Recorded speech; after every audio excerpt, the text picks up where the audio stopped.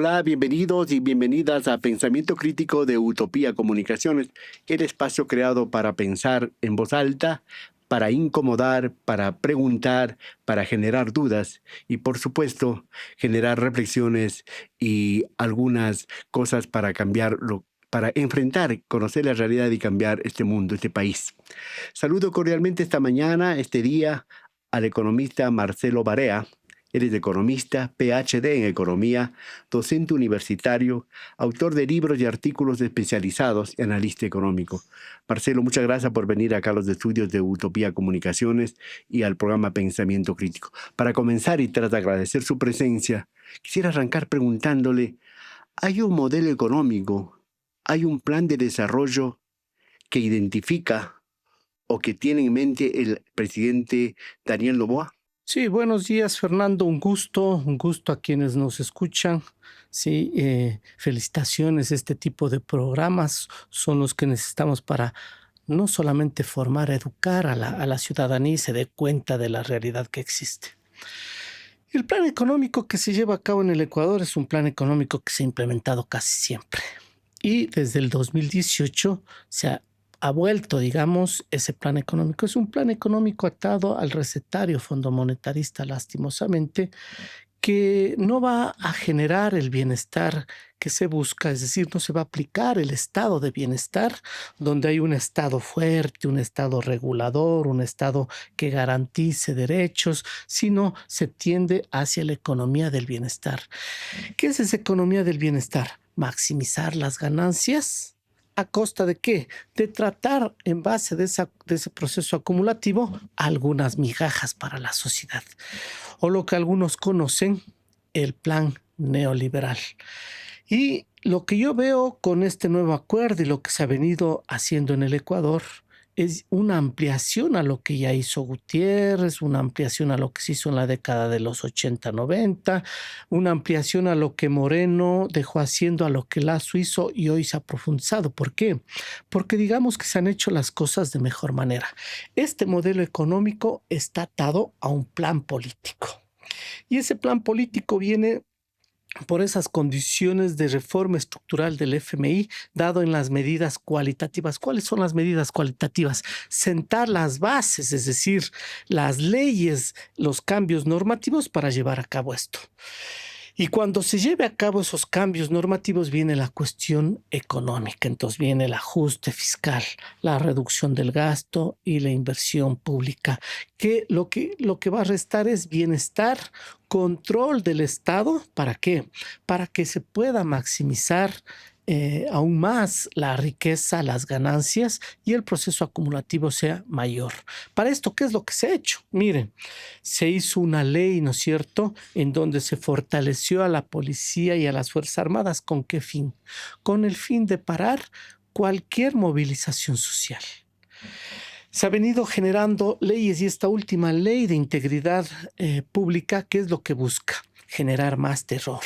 ¿Ese terror está en qué? En que ahora todos los más de 560,000 servidores públicos están en ascuas viendo qué va a pasar, me votarán, no me votarán, porque de acuerdo a lo que el FMI plantea una reducción de la masa salarial, más no del número de empleados. Entonces, van a empezar a salir empleados que no sean de su agrado para meter a nuevos empleados, pero que también acepten ganar menos. Entonces, le meten a la gente en ese miedo. Esto es lo que Naomi Klein denominaba la teoría del shock. Ese es el modelo económico que se está implementando, mucho más avanzado que lo que décadas atrás se ha hecho, lo que gobiernos anteriores han llevado a cabo. Marcelo, en todo caso la gente dirá, pero tampoco el Ecuador comenzó en el 2006 con Rafael Correa.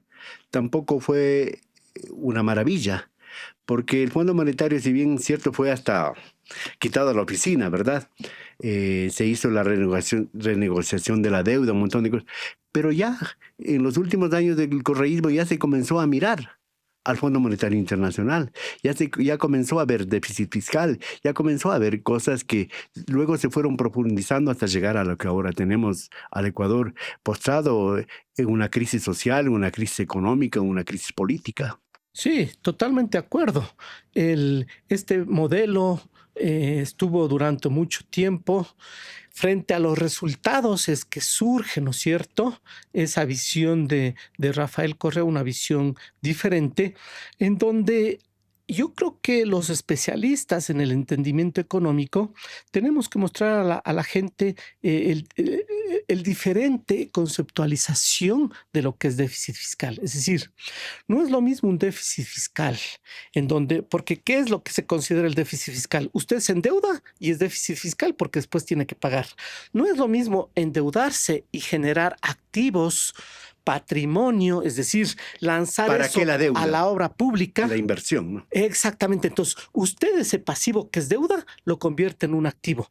Yo cojo esa deuda y construyo carreteras, hospitales, puertos, aeropuertos, escuelas. Entonces, ese pasivo se convierte en un activo. Hoy nos está generando un déficit fiscal. Crece el patrimonio nacional. Claro, crece el patrimonio. El momento que nos endeudamos, nos está generando un déficit, pero después construimos hidroeléctricas, entonces el tarifario eléctrico permite cubrir eso. Entonces, hoy ese déficit con el tiempo se va reduciendo. Eso es lo que obviamente desde esa visión económica, hablemos keynesiana, post-keynesiana, se lleva a cabo. No es lo mismo que endeudarse y coger esa deuda para pagar deuda. Más aún decir, es que ahora nos estamos endeudando para pagar la deuda anterior. Si nosotros analizáramos la estadística, veríamos que eso es falso. De enero 2007, que la deuda estaba en 13.609, a abril 2017, que la deuda termina en 38.580 más o menos, ese gobierno se endeudó en 25.600 millones de dólares. ¿A dónde se fue eso? A hidroeléctricas, a carreteras, a puertos, a aeropuertos, que tenían un retorno financiero. Algunos también dicen, aparte de eso, la corrupción también, Marcelo. Puede ser. Puede ser, por eso hay los organismos de control que tienen que velar por eso. Entonces, ¿qué sucede? Esos 25.600 se convirtieron en obra pública que generaba retornos financieros. Retornos financieros, las carreteras a través del peaje, puertos y aeropuertos a través de las tasas aeroportuarias, las cuestiones digamos, de las carreteras, los peajes, las hidroeléctricas tenía un retorno financiero a través del tarifario. Entonces, ese déficit de esa deuda se lo iba cubriendo con ello mismo. ¿Qué pasa después, perdón, Fernando? Marcelo, justo a eso voy yo. Ajá. Si hacemos memoria de la deuda externa, ahora, ¿cómo mismo de esa deuda externa, cómo ha crecido y en qué se ha invertido para hacer los parangones, Marcelo? Exactamente. Entonces, ¿qué pasa luego? Desde abril 2017, la deuda pasa de 38.608 aproximadamente a 86.000 millones de dólares. ¿Cuánto se incrementa? En 48.000 millones de dólares. ¿A obra pública? No. Y como no hubo obra pública, tal vez por eso no hay corrupción. Entonces, ¿a dónde se fue esa plata? Entonces, ¿qué pasa? Eso sí nos ha generado déficit. ¿Por qué? Porque entonces, ¿a dónde se fue la plata? Vamos analizando. Asumamos lo que dicen algunos defensores de esta deuda. Se han endeudado ahora más para pagar la deuda anterior. Si anteriormente la deuda contraída hasta abril 2017 fue de 25.600 millones y en este tiempo, en estos 8 años nos hemos endeudado en 48.000, réstele pues los 25.000. ¿Cuánto queda? 23.000 millones todavía de deuda que debió de haberse lanzado ¿a dónde? A la inversión, a fortalecer el aparato energético, a que las carreteras no estén destruidas, a que obviamente la salud, la educación esté. Entonces no se ha lanzado allá y no ha habido corrupción. Entonces la pregunta es, ¿dónde ha estado? Y eso hay que preguntarle a quién, a las entidades de control, pues. Eso hay que preguntarle a quién, a los gobiernos que han llevado ese fuerte endeudamiento, dizque para pagar esa deuda. Pagaron los 25.600 asumiendo que eso hicieron, ¿y dónde están los otros 23.000? Entonces le pregunto al docente, al investigador, al analista, ¿dónde cree usted que está esa deuda, esa plata? Es claro, ¿dónde fue esa plata? A cubrir salida de divisas. Entonces, los poderosos, los grupos económicos y sociales empiezan a sacar más plata del país. Como somos economía dolarizada y se está sacando dólares de aquí, hay que obviamente cubrir esa salida de dólares porque necesitamos internamente una liquidez monetaria. Entonces esa deuda ha sido para cubrir esa salida. Pero también ¿para qué? Para garantizar el pago de deuda. Entonces, ¿qué es lo que sucede? Se ha llevado a cabo un proceso de reservas internacionales mayores, haciéndonos creer que tenemos que tener altas reservas porque eso garantiza nuestros depósitos. Eso es falso. ¿Quién garantiza nuestros depósitos? Si les invito a la gente, entren a Google y pongan Corporación de Seguridad de Depósitos, COSEDE. El COSEDE es una institución creada el 2009. ¿Con qué intención? Con la intención de cubrir, garantizar los depósitos y evitar que se vuelva a dar un feriado bancario. Esa es la institución que garantiza nuestros Marcelo, depósitos. con esta introducción interesante sobre la deuda externa, que volverá a ser o está siendo otra vez la deuda eterna, ¿no? Y un nudo gordiano terrible que nos tiene apercollados a todos, a las presentes y a las futuras generaciones, ¿no? Y con todo este retraso. Volvamos un poco, aterricemos ahora. El Banco Central en días pasados dijo que el Ecuador ha crecido en este primer semestre el 3.4%, ¿verdad? Incluso desdiciéndose al propio Fondo Monetario Internacional, al propio Banco Central, que decía que no va a haber ese crecimiento. La pregunta es, ¿hemos salido de la recesión que el propio Banco Central dijo meses atrás? No, todavía hay que entender lo siguiente, Fernando, y la gente tiene que comprender esto. La economía es fácil comprenderlo cuando se da la instrumentación clara de cómo funciona. ¿Qué pasó el cuarto trimestre del 2024? La economía cayó casi más de 5 puntos porcentuales, solo ese trimestre. Y en conjunto, el 2024, la economía cayó 2 puntos porcentuales. Entonces, ¿qué pasa? Esto es lo que se conoce y han de haber escuchado ustedes el efecto rebote. Si el último trimestre cae la economía 5%, es como coger una pelota y botarle de 5 metros. Lo que esperamos es que no vuelva a los 5 metros, que vuelva menos. Eso es lo que ha pasado el primer trimestre. Entonces, cae la economía brutalmente y después efecto rebote, eso es decir, se contrae fuertemente y la economía crece en realidad menos, porque caer 5 puntos porcentuales quiere decir, el cuarto trimestre cae la economía aproximadamente como 6,000 millones de dólares. ¿Correcto? ¿Y cuánto crece el primer trimestre? 3,4 aproximadamente. Nos quedan debiendo 3 todavía. Exactamente, todavía tenemos que recuperar en estos siguientes trimestres unos 2,500 millones de dólares más. ¿Y qué va a pasar el 2025?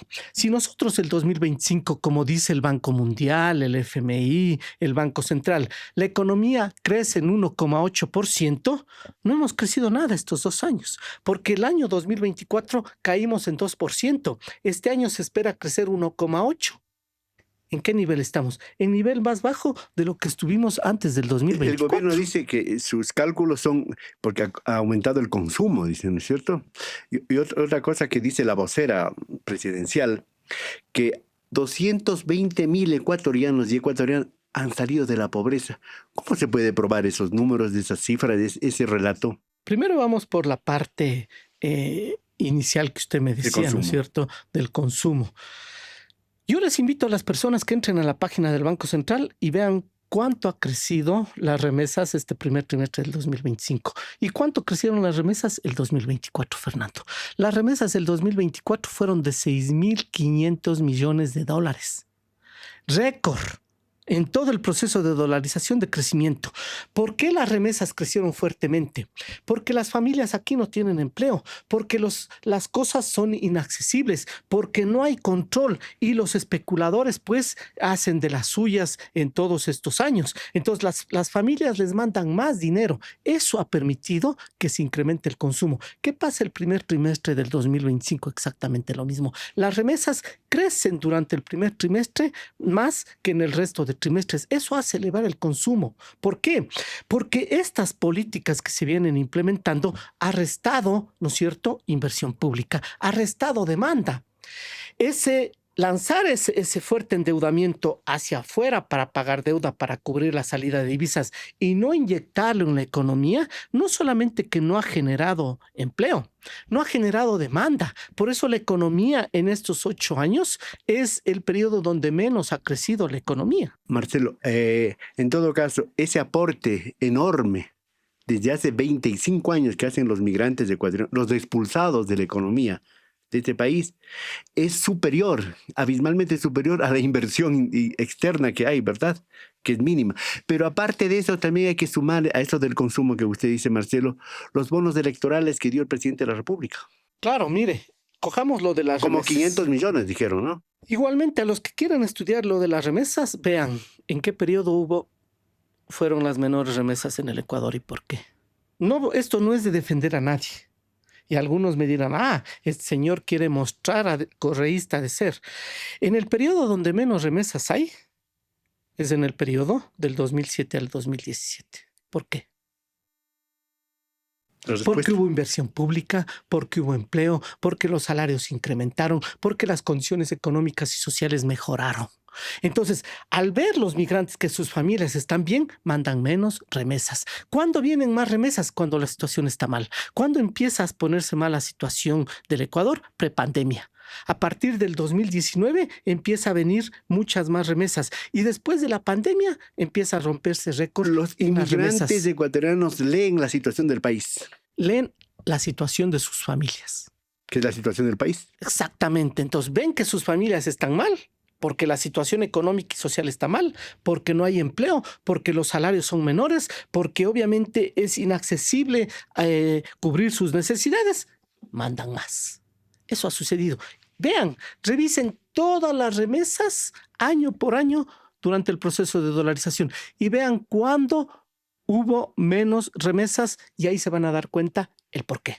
Si somos justos, deberíamos decir que nuestros compatriotas que están básicamente en Estados Unidos y en Europa, en España, por ejemplo, son los que han sostenido la dolarización y la economía de este país, Marcelo. Correctamente. Debería dirigirse así como a los colonizadores. Debería dirigirse en cada plaza y en las principales plazas de las ciudades del país. Debería dirigirse monumentos a nuestros migrantes, porque ellos han sostenido no solamente la dolarización, ellos han sostenido la economía en situaciones donde hemos estado sumamente graves. Vaya a ver qué reconocimiento les hacen, pues. Ningún reconocimiento a esos pobres migrantes que hoy están luchando esa batalla con Donald Trump. Ni caso les hacen, ni se pronuncian los gobiernos sobre eso. Se les ha hecho de menos y ellos son los que nos han sostenido el proceso de dolarización y de la economía. Y esto es importante. De ahí la comprensión, ¿no es cierto?, de cómo se van dando las cosas. Es decir, es lo mismo el déficit cuando el gobierno utiliza esa deuda y se invierte. Igual es lo mismo el déficit que cuando esa deuda se coge para cubrir la salida de divisas y cubrir la deuda. No, no es lo mismo. Es lo mismo el consumo que tengan las familias ecuatorianas porque tienen más salarios, más empleo, que el consumo que se dé producto de que se manda más remesas. Son totalmente diferentes. Un ejemplo práctico, doméstico, sería si yo me endeudo para reemborracharme, o si me endeudo para mejorar mi casa, para mejorar la situación de educación de los hijos. Es un ejemplo medio, no tirado de los cabellos, sí, real. Pero exactamente, eso es lo que diferencia esos modelos económicos implementados en el Ecuador y esas realidades económicas y sociales que casi nadie ha comprendido, casi nadie ha entendido, y eso es lo que hay que hacer comprender a la sociedad.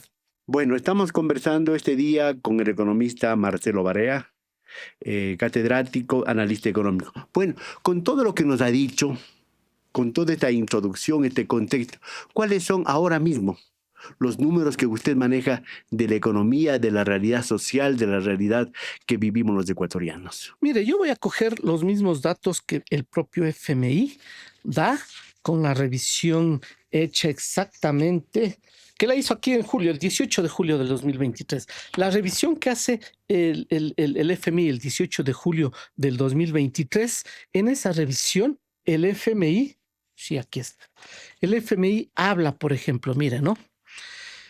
El 2024 la economía caía menos 2%, el 2025 va a crecer 1,7% y el 2026 2,1%. Con todas estas reformas que se están llevando a cabo. Si nosotros sumamos estos 3 años, menos 2, más 1, 7, más 2, 1, ¿cuánto tenemos de resultado? 1,8. Si dividimos para los 3, la economía realmente va a crecer al final de este periodo en 0,6%, uno de los menores crecimientos, producto de lo que el propio FMI define. Incluso, mire lo que dice el propio FMI. El FMI sabe lo desastroso que es el programa implementado, por eso que señala en este informe del 18 de julio. Las autoridades continúan trabajando para garantizar que los grupos vulnerables estén protegidos mediante el refuerzo de la cobertura del registro social y de la ampliación de las transferencias monetarias focalizadas, lo que usted decía, lo que se hizo en los bonos electorales, lo que se sigue haciendo en los bonos.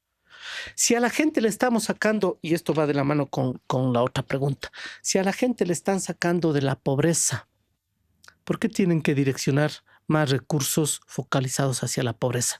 Y entonces aquí viene, es verdad los 220,000 personas que salieron de la pobreza, es falso. ¿Por qué? Cuando uno se analiza, les invito a la gente que analice la pobreza de junio 2025 del INEC. El INEC marca 3 parámetros. El uno es la incidencia de la pobreza. El otro parámetro es la brecha y el otro la severidad. ¿Qué muestra la incidencia? Sí, de junio 2024 a junio 2025 se redujo. Y entonces la incidencia muestra que se redujo 1,5 puntos porcentuales. Esto es aproximadamente 290,000 personas que salieron de la pobreza, considerando una población de 18,200,000 ecuatorianos. Pero ¿qué muestra la brecha y la severidad, Fernando? Se incrementan. Y la brecha y la severidad son más importantes que la incidencia. Entonces, ¿qué está pasando? ¿O están mal las estadísticas del INEC o qué está tras esto? Entonces, ¿qué muestra la brecha? La brecha muestra lo que le falta a los pobres para cubrir sus necesidades. Entonces, la línea de pobreza que marca la brecha marca $91,55. Al incrementarse de junio 2024 a junio 2025 la brecha de pobreza, quiere decir que la gente no cubre esa línea mínima de $91,55, a pesar de que se han entregado más bonos. Entonces, ¿qué implica? La brecha muestra que la política no está siendo efectiva. Por más bonos que se dé, sigue existiendo brecha. ¿Por qué? Porque la gente no cubre sus necesidades. Y luego viene la severidad. ¿Qué muestra la severidad? Y la severidad se incrementa también en ese periodo de junio 2024 a junio 2025. ¿Qué muestra la severidad? Muestra cuán pobres son los pobres de entre esos pobres. Parece un trabalengua, pero esto hay que entenderlo. Es decir, entre los pobres hay unos más pobres que otros. Al incrementarse la severidad, que muestra que entre esos pobres, esos que son más pobres son ahora mayores de lo que eran antes. Es decir, hoy la severidad muestra en esas mismas estadísticas que los pobres hoy son más pobres que antes. Es decir, que no solamente son los $91 mensuales que viene dividido a $3 diarios, que se habla que viven. Hay muchos más ecuatorianos que viven con menos de $3 y hay otros que no tienen absolutamente nada. Pero en medio de esto, el Fondo Monetario, para hacer desembolsos, ¿verdad?, pide algunas condiciones al Ecuador. Medidas económicas, tributarias, sociales. En ese marco, por ejemplo, se inscribe lo que ahora mismo está pasando con eso que llaman el achicamiento del Estado a través de supresión de partidas, ¿sí?, a través de un decreto, a través de un acuerdo ministerial y a través del reglamento a la ley aprobada últimamente por la Asamblea de Integridad Pública. Y también el asunto de la unificación o eliminación de algunos ministerios, de algunas secretarías y de algunas instancias institucionales. ¿Eso es así? ¿Y a dónde puede llegar aquello? Sí, mire, parte de este acuerdo con el FMI son estas reformas cualitativas. Hay que hacer estas leyes, una de ellas es la integridad pública y las otras son las medidas cuantitativas. ¿Qué hay que hacer en las medidas cuantitativas? El FMI en el último informe le pide que tiene que el gobierno reducir el déficit en $5,600 millones. ¿De dónde van a salir esos $5,600 millones de déficit? Reduciendo el gasto. ¿Gasto en qué? Sueldos y salarios, masa salarial, más no empleados, ya voy a explicar por qué. Y la otra de compra, reducción de compra de bienes y servicios. El Estado va a demandar más a las empresas, por tanto las ventas de las empresas serán menores, porque si yo les resto compra de bienes y servicios del Estado, ¿a quién le compra el Estado?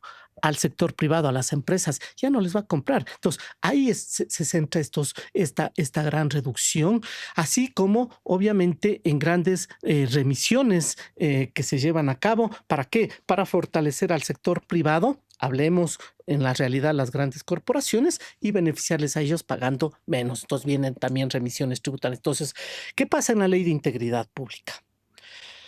El propio gobierno, el presidente dijo el sábado, sí, sacamos 5,000 para incorporar 5,000 nuevos. El viernes en la sesión que Eso, armó el viernes. por las fiestas de Guayaquil. Fue claro, y eso es lo que sucede. Sacamos 5,000 para incorporar 5,000 jóvenes. Pero 5,000 vagos, 5,000 boicoteadores, 5,000 trabajadores ineficientes. No sé de dónde sacó toda esa información.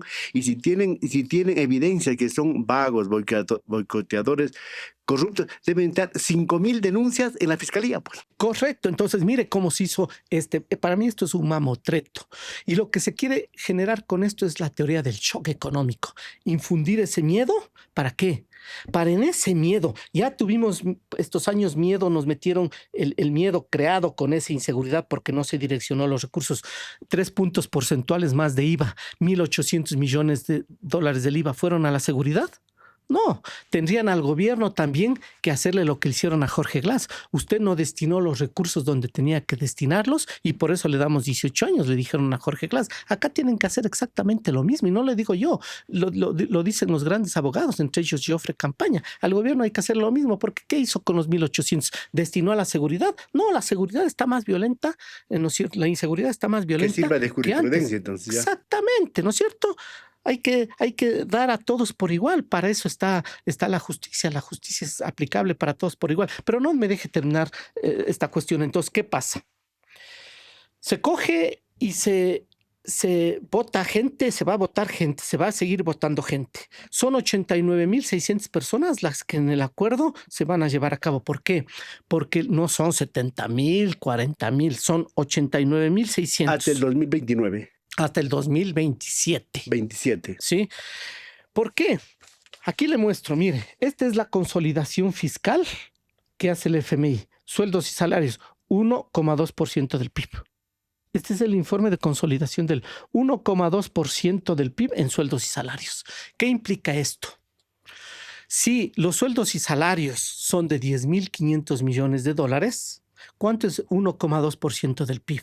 Son 1.650 millones de dólares, considerando el PIB del 2025, que será de 24,680 millones de dólares. Si consideramos que el PIB es de 124,600 millones de dólares, 1,2% del PIB son 1.600 millones de dólares, menos que tiene que restar en salarios. ¿Para qué? Para que se sitúa aproximadamente alrededor de 9,000 millones de dólares los sueldos y salarios. ¿Cuánto representa esto en la nómina? 89,600. ¿Por qué? Pero hay un pero, ¿no? Sí. Sal vos para poner a los míos, esa es la idea. Entonces, lo que le decía, solo se baja la masa. Se va a reducir la masa salarial, más no el número de empleados. Ya lo voy a explicar por qué. ¿Qué es lo que viene como parte de esas medidas cualitativas? Entonces, ¿cuánto representa esos 1.600 millones de dólares de los 10,500 millones de dólares de sueldos? De sueldos y salarios, el 16,6% de sueldos y salarios. ¿Qué quiere decir esto? 16,6% de 560,000 empleados públicos son 89,600 personas que tienen que despedirse para cumplir con esa meta. Pero se sacará esas 89,600 personas para poner ¿a quién? A 89,600 personas que son las que le garantizaron el voto al señor Noboa. Y van a reducir la masa salarial, ¿cómo? Haciendo reformas. Entonces fusionan el CENESID con el Ministerio de Educación. Hay que recordar que lo que es educación, colegios y escuelas están bajo los SEB, los docentes, mientras que los de universidades están bajo la LOES. Entonces, en la LOES prevalece que la autonomía, la libertad de pensamiento, de cátedra. Entonces, en la autonomía, ¿qué es lo que han venido definiendo las universidades? Salarios altos. Por ejemplo, un profesor con el mínimo requerimiento, porque hay 9 escalas, es decir, el auxiliar 1 en una universidad gana $2,400. El que más gana, gana más que un ministro y casi un presidente. ¿Pero en base a qué? A sus méritos. Así se estableció. Entonces, cogen a las universidades, le meten bajo esto e irán a reformar. Mire, yo estoy anticipando varias cosas. Van a reformar la LOES para bajar los salarios. Y entonces, a un profesor en la universidad no le pueden decir, ay, usted se va por mala eficiencia. ¿Por qué? Porque a nosotros nos evalúan de una forma diferente en la LOES que en la LOCEP. Entonces, van a cambiar la LOES para que se sujete al otro. Entonces, van a decir, el salario máximo en las universidades es $2,000. El salario mínimo, $1,000. El que se acoja, sigue. El que no, se va. Y ese va a ser el pretexto para votar a los profesores. Entonces, va y para que entren otros que acepten los $1,000. Entonces, yo le digo, en el sector público, hoy el SP7 gana 1,670, le bajan a $1,000. Y de ahí la escala para abajo. Le ofrecen a un muchacho, un joven soltero, $600, $800. Él feliz, pues, pero están destruyendo, van a destruir miles de familias. ¿Por qué? Porque hoy los que están en el sector público, esas 5,000 personas, son cabezas de familia.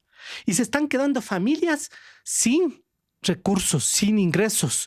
Y para eso, ¿quiénes entran? Jóvenes que van a ganar es lo que estaban ganando los otros, pero que van a ser afines a lo que el gobierno haga, van a aprobar todo lo que el gobierno haga y como utilizan TikTok, pues van a difundir que es la mayor maravilla. Entonces, el número de empleados no van a cambiarse porque se van a reemplazar en cualquier nivel. Y estas fusiones, pongo el ejemplo de las universidades al Ministerio de Educación, es con esta finalidad. Bajan los salarios, los que no quieren pues se van y vienen nuevos que accedan a esos menores salarios. Entonces, va a reducirse la masa salarial, más no el número de empleados, porque van a ser reemplazados ¿por quién? Por gente afín al gobierno. En todo caso, se da un poco, se ahonda el asunto del odio, del enfrentamiento, que está bien que salga él para ponerme yo o para ponerme a alguien identificado con el gobierno.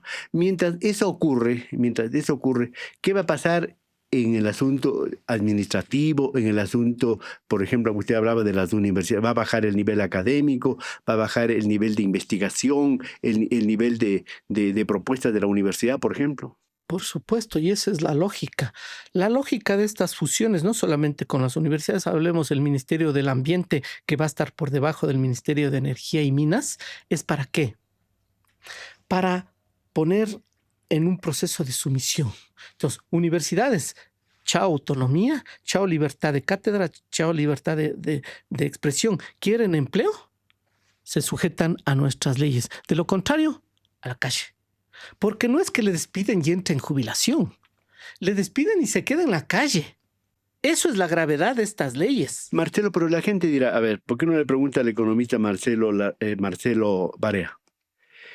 570,000 ecuatorianos y ecuatorianas en el sector público. ¿Ese es el número óptimo para manejar la burocracia en el Ecuador? ¿Está inflada esa burocracia? ¿Cuál debería ser el número óptimo para que sea eficiente, para que sea expedito, para bajar la corrupción en el sector público? Que así, esos son los argumentos que maneja el gobierno, una reingeniería, ha dicho el gobierno. El tamaño del Estado viene en función de la calidad de los servicios públicos. Entonces, ¿cuál es el número de empleados? Es el número necesario que permite entregar servicios de calidad a la ciudadanía. Que no existe. Exactamente. Con 570,000, los servicios públicos son de perro. Imagínese con 480,000, es decir, 90,000 empleos menos.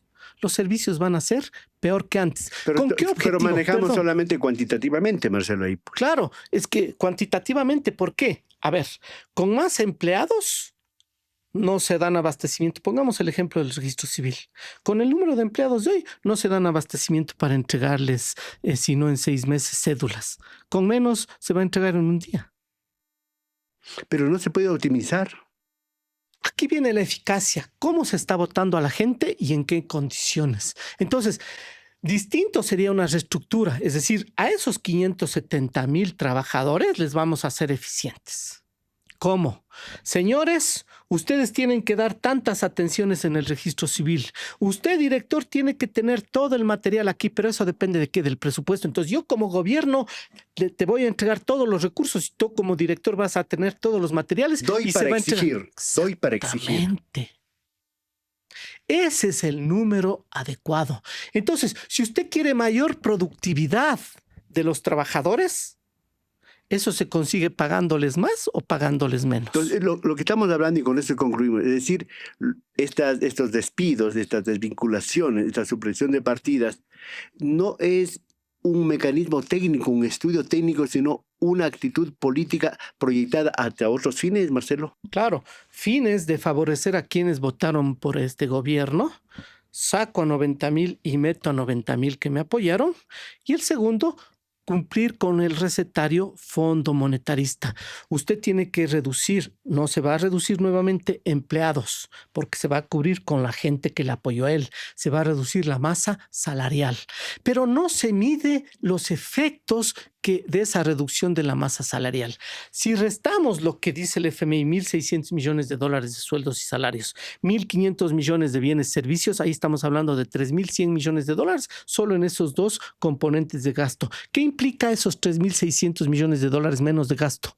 Menos demanda en la economía. Se está restando 2,5 puntos porcentuales del PIB al reducir la masa salarial, no el número de empleados, y al reducir la compra de bienes y servicios. Entonces, las empresas a las que los servidores públicos con sus salarios compran, las empresas a las que el gobierno mediante las compras públicas de bienes y servicios les hace, van a tener más de 3.000 millones de dólares menos en ventas. ¿Eso cómo se va a ver reflejado en la economía? La economía se está restando. Marcelo, el sector privado, que ahora mismo está respaldando estas medidas, ¿estará en capacidad de absorber estos 90,000 hasta el 2027 despidos desvinculados del sector público? ¿Está en capacidad? No, no tiene esa capacidad. El gobierno debió de haber visto cómo se va a generar. A ver, yo hago esto y estas 90,000 personas que se den a través incluso de la inversión extranjera directa y la inversión nacional. Pero ¿qué pasa con la inversión extranjera directa? No va a venir porque los estándares de inseguridad son mayores. ¿Qué pasa con la inversión nacional? No se da. ¿Por qué? Porque no hay consumo, no hay demanda. El gobierno va a contraer más la demanda.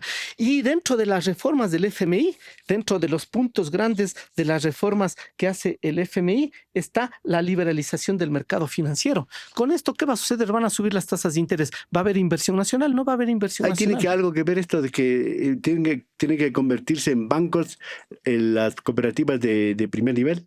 Claro, pero no es para que ellas tengan más productos financieros, es para cerrarles y que ese mercado de aproximadamente 22,000 millones de dólares que tienen las cooperativas, pasen ¿a dónde?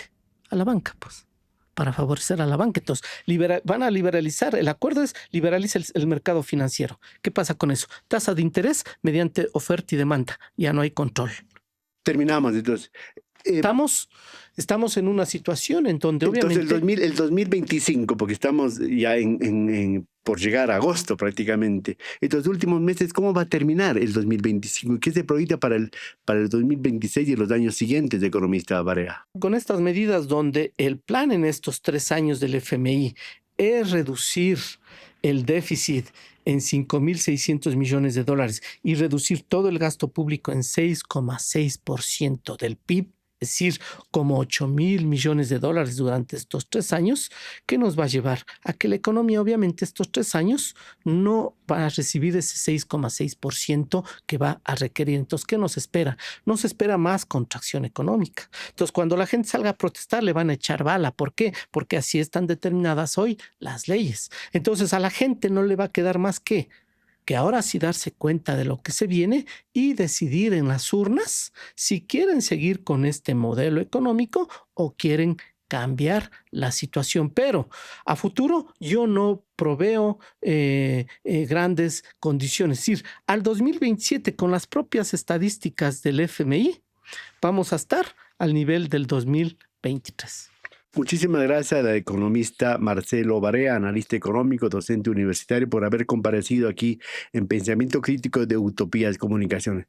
El panorama que nos ha dibujado, que nos ha graficado nuestro invitado es bastante tétrico, bastante complicado, y tomando en cuenta lo que dicen algunos analistas, que el proyecto del actual gobierno y de su grupo familiar y económico y empresarial está en las miras de las elecciones del 2029 para ver si llega hasta el 2033. Esa dicen que es uno de los proyectos. En todo caso, el país tendrá que ir analizando, viendo la realidad y un poco saliendo del doping en el que nos han metido y de la propaganda, de los TikTok y de todos esos elementos que es la guerra y la batalla cultural. Señoras y señores, agradezco a mi invitado Marcelo Barea por haber asistido y dado sus reflexiones, sus puntos de vista en este tema, y seguiremos buscando voces y opiniones para ir esclareciendo y para que sepamos qué mismo nos está pasando. Muchas gracias. Esperamos que nos compartan este programa, que se suscriban. No tiene costo. Para nosotros vale mucho, por supuesto. Y que nos den sus comentarios y sus opiniones. Hasta la próxima.